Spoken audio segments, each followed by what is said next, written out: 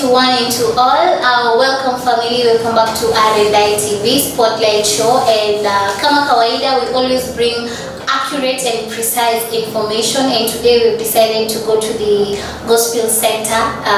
We want to know more about God. So the hashtag for today is know more about God. And I'm your host Jay Kwekai. Karibu sana. And I have a guest. So welcome so much. Thank you. How are you feeling? I feel good. Thank you for this opportunity. I feel good. I feel excited, and you've brought a topic that I really am passionate about. You're really passionate about. So you're passionate about God. Yes, I'm really passionate. Wow, that's amazing. So kindly start by telling us who you are. Okay. My name is Caleb Ekonya Sibila. I'm a last born family of 7. That is 2 parents and 5 siblings. So we are 2 boys, 3 girls. Amazing. Apart from that, I'm a lecturer. Been a lecturer for 3 years, but right now I'm teaching in an institution in Nakuru. So I teach journalism and media studies, and also I teach graphics and design. Apart from that, I am a pastor that is at Trinity Chapel Elementaita. I am saved, born again, married to one wife, Rosa Hidira Karanja. Yeah. So Caleb Espila is a lecturer, and he's a lecturer. No, he's a brother to someone. Yeah. He is a son to someone. Yeah. He's a husband. Yeah. He's a lecturer. At the same time, he's a pastor. Yeah. Is he a mentor? Yes. I am a mentor as well. You know, when you're teaching people in an institution that is a vocational institution, it means you need to take time and nurture them, because we need to take time and understand that most people in our society come from very broken families. You know, not everyone comes from clean families. You can even look at in the social media, people are saying marriage is a scam, love is scam, and we wonder where our families come from, because they come from marriages. So one thing that I've decided to be doing is to do different. As much as I teach the curriculum, I also teach people how to behave, because I believe I am a moral compass based on how life has set me. So mentoring, I try to mentor people in terms of career-wise, education-wise. I try to mentor people in terms of relationships. I try to show them that it can work, because personally, I'm married at the age of 27, which if you do your rough estimate, you're around 1% in this country. So it tries to tell people that we can be able to raise that number to 99% and try to change the toxic masculinity and the toxic femininity that is there in our country, and also something that is coming up called the LGBT, what we're trying to change. So, yeah. So, on the contrary, you've mentioned something about the LGBTQ, and you've said you're a pastor. Yeah. And we're in the 21st century, whereby I'm not saying it's that way, but at some point you find that some pastors, sorry to say this, but some pastors are kind of in support of that, because they say whatever that your child wants, whatever that your child desires, let them be. Have you ever heard of that phrase from somebody who is great, in the church? So what's your point of view on this statement? Number one, I feel that it's been a bit selfish, because we are selective on what people really want. Because even children, when they grow up, if you look at serial killers like Ted Bundy, they wanted to be serial killers, but the society could not agree on that. So if we're supposed to agree on the LGBTQ, we should also agree on the serial killers being out there. We should agree on people feeling the need to murder. Like, if someone wants to murder, we should agree on that. So we should not selectively select what is supposed to be done in the society. Because if you look at this LGBT thing, it's all around what I want, but what of these other people? What does the society portray of this? Because naturally our sexual organs are to help us to reproduce. They are not for pleasure, because basically that's what it revolves around. Can you tell me another thing that it revolves around? It is just for sexual pleasure. Yeah, true. And so that's aside. We're still going to get back there. So Mr. Caleb, you said you're a pastor. Yeah. So today we are talking about knowing more about God. You as a pastor, or as a normal human being, when you hear about God, what picture forms into your mind? Because you might find that you might ask a kid, a 3-year-old child, what does God look like? Atakwambia like msemiu, jameshika kirungu, ni nini, you understand? Masculine. Yeah, so what picture forms into your mind when you hear about God? Okay, I normally say two things. God hides in the details. No, God is in the details, and the devil hides in the details. So behind everything, God is behind it. And behind every inconsistency, the devil is behind it. So let's look at God within the details. So when you look at God in the details, you'll come to realize that there is a lot of things that go correctly, or there are a lot of definitions that go correctly. For example, let's look at God in the details in matters of you're in trouble, you do not have fare, you do not have anything. Then out of the blues, one day you're about to run dry. Then out of the blue, some people just decide from nowhere to come and give you food, because we are God's ambassadors on earth. I don't know if someone is doubting that. I don't know how someone can explain that, because I also come from the school of thought of philosophy, and I try to understand what is this that causes people to just feel the need of helping you, and they don't know you, they've never seen you, or someone out of the blue just thinks of you and decides to send you money, and he has relatives and everything, but just thinks of sending you money. So God hides in such details. Generosity. We also look at something to do with forgiveness. We are very, very stubborn human beings. That is something I say, myself included. We are very stubborn. Stubborn in matters of we want things the way we want, not the way God wants. I was telling people, sin is not the masturbation. Sin is not the lying. The sin is within the masturbation and the lying. It looks contradictory, but let me explain. Because when I want to lie, I want to have things my way. Because maybe, let's say I am into you. It's an example. I'm into you. So maybe I do not know how to get to you. So what will I do? I will try and study what you like, and I will lie so that I can fit in to what you like, so that you can get into what I want. That is, I will lie, I tell you I have money, I tell you I have all these things, I show you a flashy life so that you can fall into my lies. So that is taking God away from the equation and putting myself as the predominant factor in the equation, because X cannot operate without a Y. We have to make X the subject of the formula, and the X factor is God. So if we remove the X factor, who is God, from the formula, we remain with Y and Z. And Y and Z is what makes sin, and it remains a negative. So we tend to see God as a forgiving factor and also a generous God. That is how I see it. A forgiving factor and also a generous God. That's how he sees God. Dear viewer, I don't know how you see God. I don't know what picture forms into your mind when you hear about God. But I want you to ask yourself, what makes you to be called a Christian? What makes you to be called a believer of God? And on the contrary, Mr. Caleb, you've said you're a son to somebody. Yeah. You're a sibling. Yeah. You're a husband. Yeah. You're a pastor. Yeah. No, you're a lecturer, and above all, you're a pastor. Yeah. So, what do you have to say briefly about the 21st century generation? 21st century generation is a century where people are facing a series of consistent lies. That is, they lie to themselves about a lot of things.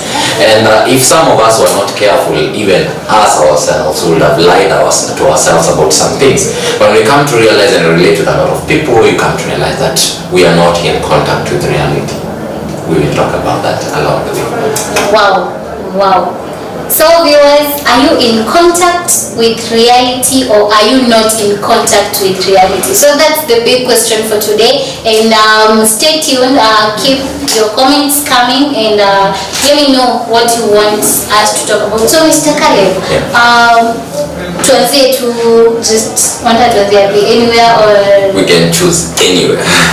So you said something about this generation lying to themselves. Before I go to the questions directly, what do you have to say about the relationships in the 21st century? Because I'm meant to understand that apart from generalizing everyone worldwide, let's come to Africa, because I think people believe that in Africa is where that Jesus spent most of his time because he stepped in Africa. That was in Egypt, exactly. So kuna venye people tend to like cope up with the Western culture, leaving the Eastern culture. What do you have to say about that? Because some of the cultures need the LGBTQ and stuff. You understand? So what do you have to say about that? As much as kuna cultures Africa they bring about negativity kama polygamy. What do you have to say about that? First of all, I would like to say I'm very passionate about marriage and relationships. If I see any person who wants to get into a relationship, I mentor people. If I see a person trying to get into a relationship, I normally get in the middle of it to try and make it work, because I know most people out here are in failed marriages and failed families. So I wouldn't like to create, the time I'll die maybe at the age of 90 or 100, or that time that God is going to make me live on earth, I want to make sure that the most important impact that I leave is that of relationships and marriages that are working. Secondly, apart from also all that I told you, I forgot to say that I'm an author. I've written a book that is going to help. Oh, wow. It's on matters relation. It's a 12-chapter book. Very soon it's going to be out in the market. I'll not give the name right now because of matters, patent and copyright, but it's about relationships. So first I have to say that God respects relationships more than anything. That is in Hebrews chapter 13, because that is the first thing that he established in man when he was creating man. Relationships. That is between him, the spiritual God, and man, and then man and the animals and the earth within. So that's what he tried and established first. And when man was alone and he realized that man was getting lonely, he decided to create a woman for him as a helper. And apart from this woman being a helper, he wanted to create an authentic relationship that is between a human being and another human being, so that it can be thriving and existing. And even when you're reading the first account, God created other human beings, so it means there was a relationship. So in our generation right now, people are now changing this so that it can fit to them. They deep inside, they are hurting. They want a relationship that is authentic, but in their statuses they are like, I cannot date. Marriage is a scam, relationships are scam. But if you sit down with these people and listen to them, they are telling you something about themselves. They have come from very hard backgrounds. Their mothers have left their fathers. Their fathers have left their mothers. So they are looking at these examples and they are saying, how should this supposed to work? So I am a very stout ambassador to say that it will work, it has to work, and it should work. So you're in full support about every kind of relationship that is generating right now. My main question was, are you in support of the LGBTQ? No, I'm not in a support of the LGBTQ. Also, it is as a result of, LGBTQ is also as a result of constant denial. You know, you're born a girl, you're born a boy. If we're supposed to go with orientation, then serial killers are also born feeling the need to kill, right?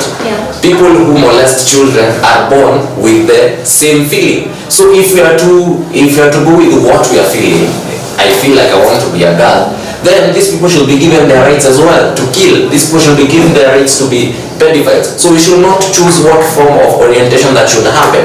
Number two, I'm not in support for this thing because the real purpose of sex was for reproduction, not for fornication, not for masturbation. It is for reproduction.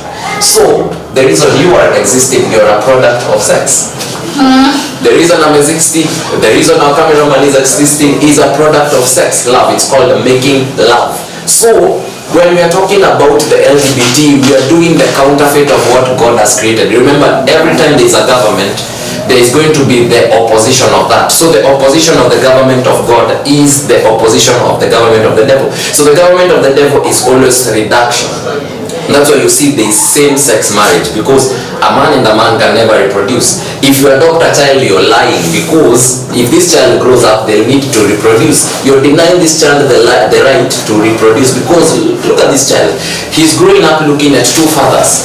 So he doesn't know who is a mother and who is a father. So if you deny this person this right, what are we raising? The next 10 years, what will we have? We'll have an old generation. We will be getting rid of natural selection. We'll be doing natural selection in a very unfair way. Very soon we'll have very vestigial organs. The children will be born will have vestigial organs. Why? Because they are not serving the purpose. People will not have the testicles. I'm also a scientist as well. People will not have testicles. Their ovaries will not work. Why? Because sexual organs have lost their product. And I'm saying it on record, my friends. Okay, yeah, continue. Wow, that was more of a, should I call it a lecture to you, and it should be more of a lesson to you, our viewers. So, Mr. Caleb, hey, when you hear about God, what picture forms into your mind? Because you say when God created the earth, He created man and He created woman. Does that mean that He knew that they will sin later on? Did He know? Okay, do you think that God knew this 21st generation who are misinterpreting everything in some kind of way? Or what picture forms into your mind when you hear about God? Okay, first of all, we need to know that God is the all supreme.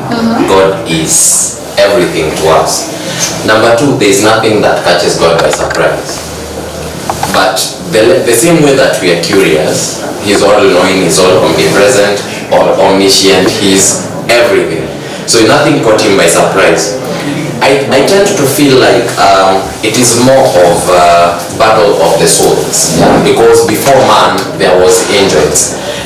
When you read in the book of Genesis, during the time of Noah, there are these creatures called the sons of God, or the Nephilims. The Nephilims are people who are created when an angel reproduces with a human being. They are giants and they are evidences. In China they found a skeleton that was huge and had some wings. A skeleton that, you see the way a bat, when it gets to decompose, the wings, those were the same wings that it had. So that is a Nephilim, yeah? So it was after the sons of God came on earth. Again, it is proven in the book of Isaiah that the morning star, who is Lucifer, came down on earth because of having some form of problem with God. You understand? He had some problem with God because he wanted to be like God. So God created something to create a story. He is a creator of storylines. So he created something that is called human beings, who will have the ability to choose. Angels and demons have one thing in common. Angels are there for good. Demons are there for bad. They cannot, there is no way even demons have personalities. Kila siku unyongangu sio? Number two, you are not always choked, but it doesn't mean that a devil does not come to choke you. Sometimes it comes and there is that good personality, because if you come and read about demonology, you'll realize there are some demons that tend to operate on the good. Yeah, what magicians use and the like. Then there are demons that operate fully for the bad. So they cannot change to be good, right? So you'll find us, we were created to make a decision, because it's a battle of the souls. Like angels wish they could be you, to decide what they want. So us, we have that decision. It's only that we do not know. Yeah. Wow, that's amazing. So for us, we have the decision, you say? The right to decide. We have the right to decide, but the angels don't have the right to decide. So you should utilize, you should use the opportunity, you should use the chance that you have to decide what you want. And I think we all know what is best for us, right? Very true. It's just that sometimes we are arrogant. In constant denial. In constant denial. When you say arrogance, you're sugarcoating. Okay, so so we call a lorry a lorry, not a big car. Okay, that's our phrase. So guys, Mr. Caleb, what do you have to say briefly about atheists? Because I understand we have Christians, we have atheists, and we have believers. Okay, atheists are basically people who are angry at God. Yeah, these are people who know there is a God. It's like right now when you're heartbroken by someone, you will try to say that you never existed, you guys never dated, or if you had an affair with someone's husband, you will try and say that thing never happened. You know, that is what human beings tend to do, because atheists will try and get rid of God because of something that happened to them long time ago. Maybe their mothers passed away, or their fathers passed away, or their relationship got broken. So most of them are like, God is not real because something bad happened to them. But why do they, one characteristic about liars is they operate with full force, they operate with hatred, and they operate with a lot of pain. So that is what atheists do. Atheists operate with a lot of pain, anger, and towards something. So what is this something if this something does not exist? Because if you talk to an atheist about God, he retaliates with a lot of anger. To me, this anger is directed towards something. It is not you. And if it is you, you are a child of God. You are a child of God, a representation of God. So if it is channeled towards you, it's like me. If I affect you, your father will come for me, right? If you affect me, my father will come for you, right? So that is exactly how it is. They are channeling the anger towards a child of God who is God. So they are not escaping from anything. So this thing is, they are having some form of anger because of that. Then Christians are people who are followers of Christ, right? If you are a follower of, like now my students here in school, if they follow me, if I teach them, they will say, we are Caleb's students. So that is being a Christian, Christ. But to be a believer means you are a follower of Christ, but you believe and do everything that Christ says and does, and everything that Christ did you shall do, because they say you shall know them by their fruits. You shall know the tree of an apple by the fruits that it produces, not by the leaves but by the fruits. You shall know the fruits of a mango by the fruits it produces, not by the leaves. So the believers of Christ are people who give the fruits that are like to Christ. Wow. So believers of Christ are the believers who give. Believers are so don't mind me please. Believers of Christ, kindly repeat. I want you to get that point clearly, because I understand maybe kuna venye English imekupiga chenga kidogo. So okay, that statement. Believers of Believers of Christ are people who follow Christ and exhibit the characteristics of Christ. Yeah, those are the believers of Christ. So are you a believer or are you a Christian? I want you to ask yourself that question. So you've really said a lot about the atheists, and it's some kind of like it's related with the next something that I want to ask you. So do you think that men, or generally human beings, have the right to be angry with God? Whatever the case, whatever the circumstance, whatever the challenge that somebody faced, do you think they have, do you think personally I have the right to be angry with God, or I have the right to question God, like, God, why did that happen? Because I understand, when I lose a family member, like, God, why, yes, that happened. But do you think I have the right to do so, or to be angry with Him? First of all, it is not right, because God is the decision maker of our fates. The verse in the Bible, I think it's Psalms, that says, there is a way that looks right to the eyes of man, but it leads to death. And then it also says that God guides the paths of a righteous person. So know that human beings have their own paths, like they walk with their own path. But a person who follows the paths of God guides their path. That's why you'll find that when a person is about to do a mistake, and this person is a person of God, something happens, and he said, let's talk about a narcissistic relationship. Let's talk about a parent who is very abusive. God has a way of separating, and it's very painful, separating this person from that person.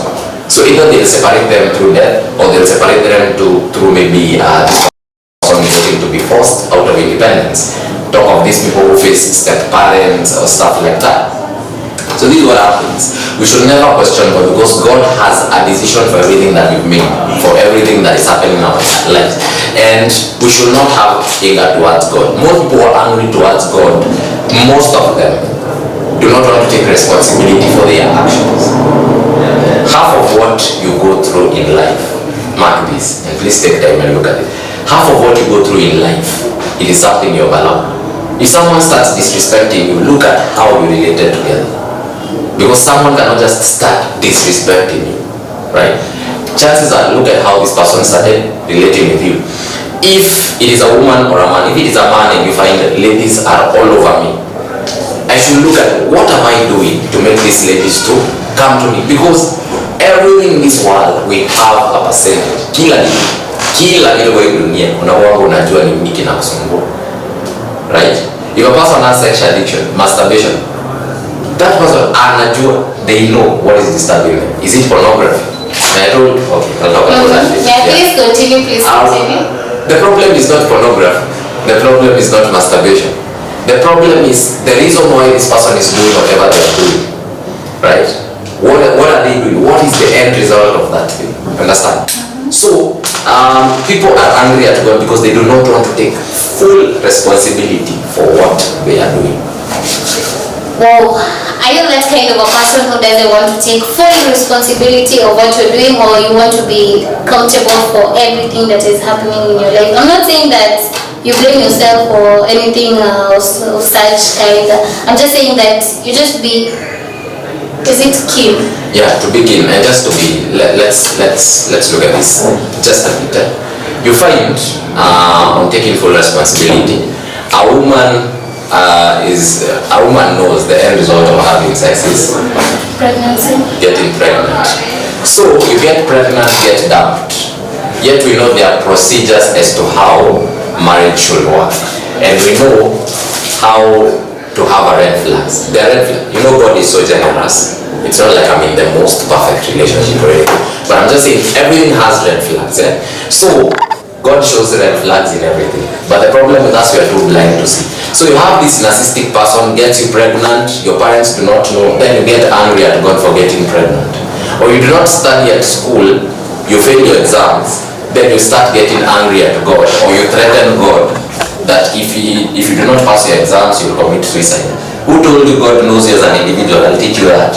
I mean, God knows you exist, but does he know you as an individual? Ask why God worked with Moses and not millions of people. Ask why God worked with Jesus and not millions of people. There are people who performed miracles as Jesus, but God did not know them as he knew Jesus, because Jesus is his son. There are people who performed great miracles and God worked with John the Baptist more than he worked with them. So don't threaten God thinking that he will be threatened. In fact, he wonders what is happening here. Yeah. So Mr. Caleb, just to slate to kidogo hapo hivyo, you've mentioned something that nothing catches God by surprise. What do you have to say about premature death? Premature death. I'll just refer to the Bible. There's something God says in the book of Ephesians 5. Children, obey your parents in the Lord, for this is right.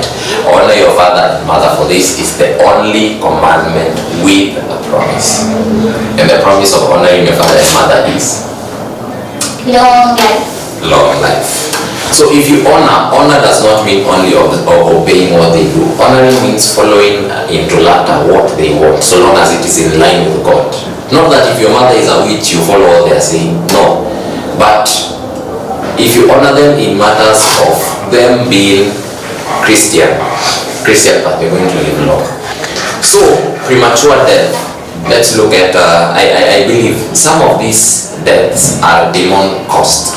Yeah, some of these deaths, not all of them, some of them are demon caused.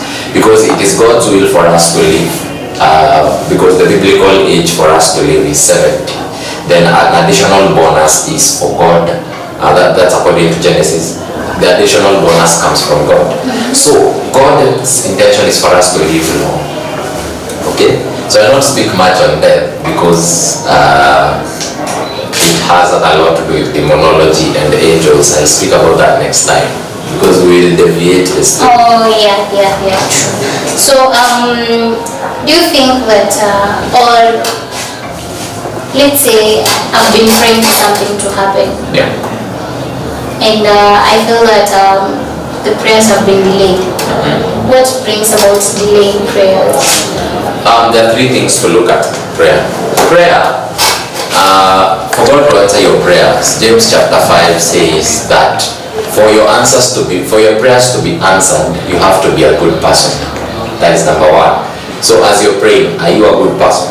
Number two, prayers can be delayed because of the princes of Persia.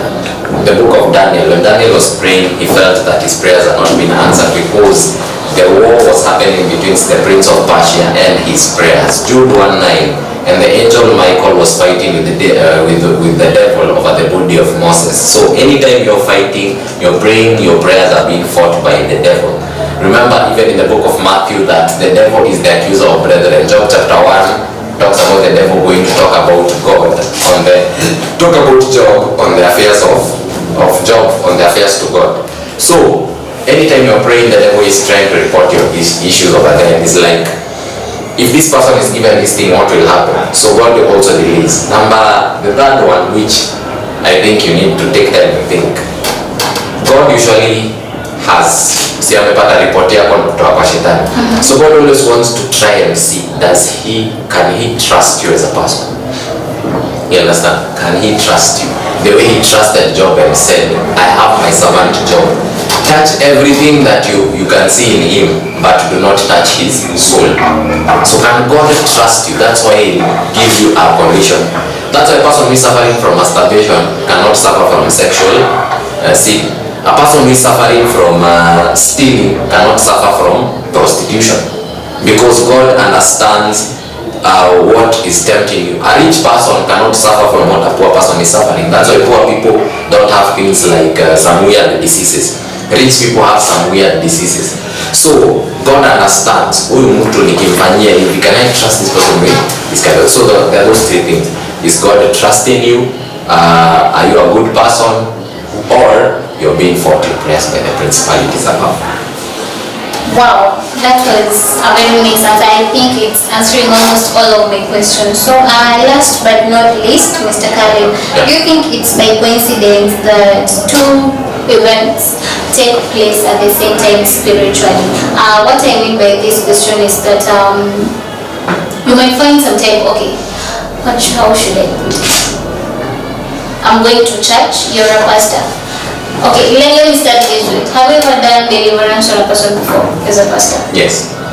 Do you think it's by coincidence that that person came to church? Because I mean to understand that the church is a holy place, it's a holy ground. And how people interpret this statement that church is a holy ground is that there's no dark spirit or no demon or no person who is possessed can step into. But you find that those people are inside there, they're doing their things there, and a lot is taking place. You said they're before the deliverance. So do you think it's by coincidence that happens or that is happening? Have you ever gotten a question? I understand. So first, to answer your question, the book of James, I think chapter 1 or chapter 2, says that the devil, the prince of the world is the devil. So the world is ruled by the devil. So most people are possessed. That's why you have that tendency of wanting to do evil. Because a demon is a character. The demon of masturbation, the demon of pornography, the demon of stealing, the demon of fornication. You see, because it is a character, right? So people who come like that, it's not like it's coincidence. Remember I told you God is the director of our stories and God is the director of our fates. And it's not God's will for any one of us to die and perish. As that is Second Peter 3:19 is very patient with us. So that's why there's nothing that hurts God like the death of a sinner. Yeah, talk of people dying in accidents and all. There's nothing that hurts God as the death of a sinner. So what happens is it's not by coincidence. So God directs the heart of this person to go to a particular church because he knows this church is going to be deliverance. And what happens is God sends his angel Raphael. If you're supposed to be healed, he sends angel Raphael. Raphael means Rapha, which means heal. Okay, so angel Raphael comes. Raphael is in charge of all the other angels that are in charge of healing. So one of them is sent down to come and heal. Understand? If it is an angel of fighting demons, they send angel Michael. Angel Michael sends one of the angels in his legion to come and fight that demon. And that's why you find they get healed. One angel is enough to heal everything. I've had an encounter in 2017. I don't know if you can help me tell me if it's. So I remember I was going for my internship in Deliverance TV, and when I was starting, I used to get sick. It was a church. I used to get sick. I was more of a camera person. I used to get sick, and then I get healed. I get sick on Sunday, Monday, on Tuesday I get healed. So I used not to understand what's the problem. So it happened, and it used to take a lot of money. That time I used to stay with my siblings. So I remember there's this day when I decided to hold that. I decided to pretend that I'm not sick, though I was really sick. So I decided to go and buy medicine. So I'm going to buy medicine. I met this guy. I went to the chemist. Then when I was going to buy, this guy came in. This guy was well dressed and all that. I thought he was a doctor. So he came in. He had 1,000 shilling note, and he came and asked me, "Where are you sick?" I said, "I'm sick. My head hurts. All that. I was just very sick." And then he held my head and said, "Demon, I see you. Come out of this guy." That was in 2017 on a Sunday. "Come out of this guy." So I was like, really, I feel sick, man. Say, "What's up, man? Say, what's up with this guy? He's talking about demons." Ironically, it did not take long. I started feeling well. You see, I don't need to drink water. Let me not drink medicine, drink the water and all that. So that's what I did. And after he left that place, I did not see him again.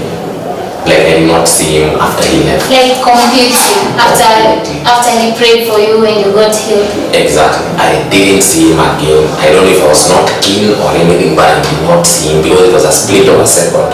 When you get out of that chemist, I think you will have seen that man, but I didn't see him anywhere. I was a smartly dressed man. And from that day on, I did not have that attack again. Wow.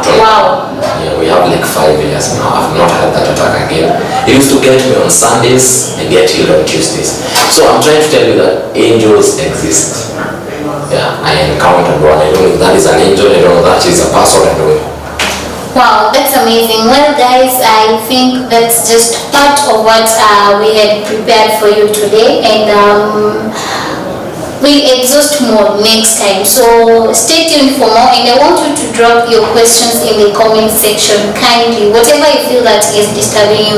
I think, as I have said before, this is the gospel section, the gospel where we get to know more about God. We get to know more about how to build a faith strong in God. And thank you so much, Mr. Khaled, for being around, and thank you for answering to our call. So what's the last word to that one person? My last word to person out there is, I know it's hard for us to believe in God and all that, but just believe in God. He is real. One day I'll come and give my own testimony of how I experienced God, and you cannot meet God and remain the same. You cannot meet God and remain the same. Well, guys, don't forget to follow us on our social media platforms. Follow us on Facebook at @RNITV. Follow us on Instagram at @RNITV. Like, subscribe, comment, and turn on the notification button on YouTube. And also, the TikTok account is coming up very, very soon at RNITV. So, as kama kawaida, we bring to you accurate and precise information. And don't forget to follow me on my social media handles at Jones Koikai. Please give us a social media. My social media platform. As a pastor, as a teacher, as a mentor. Okay. My social media platforms are Caleb Espila YouTube, Espila Caleb Facebook, and Espila Caleb at Instagram. Espila. So zote ni Espila Caleb. Yes. Espila. Is it Espila or Espila? Espila. Oh, yeah. Wow. Kuna nyolima na kwa majina wakati sisi I don't know kwetu kulizikwa zatolewa. So don't forget to follow me on Instagram at Jones_Koikai, on Facebook at Jones_Koikai. So thank you for staying tuned. I'll see you next time, same place with a different guest and a different motion.